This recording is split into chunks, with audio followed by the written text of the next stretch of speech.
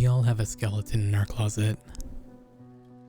We have those things that we don't want people to find out. We have those things that we don't want to remember and wish we could put them away in some place where no one will be able to find it.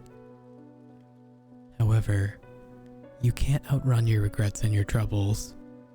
They always have a way of catching up with you. Personally, I've grown tired of running from this regret of mine, so I believe it's time I get everything off my chest. When I was in high school, like most, I had a good group of friends.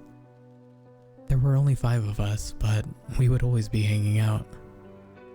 We were really good friends, and we thought that it would last forever. We thought it would, but we all ended up going to different colleges. We hung out every now and then, but we slowly started drifting apart. Our group had dissolved by the time our first year of college ended. We had also made new friends whilst at our respective colleges, and it was a lot easier hanging out with these people than the people in our group. Halfway through our senior year, however, we decided to have a little get-together so we could recreate how things were back in the day.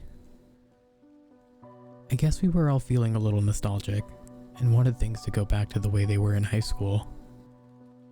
Anyways, everything was a little awkward at first.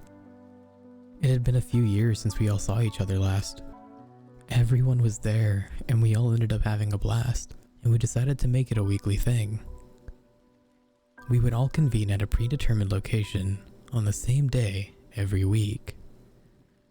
The next week, the 5 of us, Nick, Ellen, James, Chris, and myself, met up at a bowling alley. We thought it would be fun to do some bowling. Again, we had a great time, and we kept going on with doing these weekly meetups. We had been doing this thing for a good month or so, and at one point, Nick just stopped showing up. I heard that he'd gotten into doing drugs, and that his druggy friends kept putting pressure on him to hang out with them more often. I actually didn't like him that much anyways. He was so annoying, and he tried forcing his opinions on us. Despite Nick's disappearance, we continued to do these meetups. The atmosphere had gotten a little more awkward. We still had a really good time though. One thing I learned through these meetups was that out of all of us, Chris and Ellen were the only people who had stayed in contact with each other. Apparently during high school, they had gotten together. So we hung out a few more times. We had gone to an arcade and hung out at some of our houses. One week, we decided to play some video games at James's house. Everyone who at this point usually showed up was there, save Chris. Ellen was just sitting there, sobbing the entire time.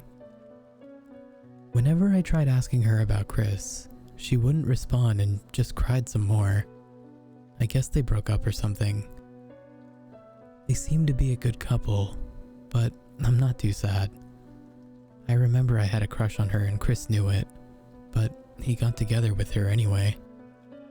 Well, after that, Ellen stopped showing up, so it was just James and me, and we went our separate ways shortly thereafter. James and I never really saw eye to eye anyways. It's been about a few months since our group split up again, and I still can't get the smell of death coming from my closet to go away.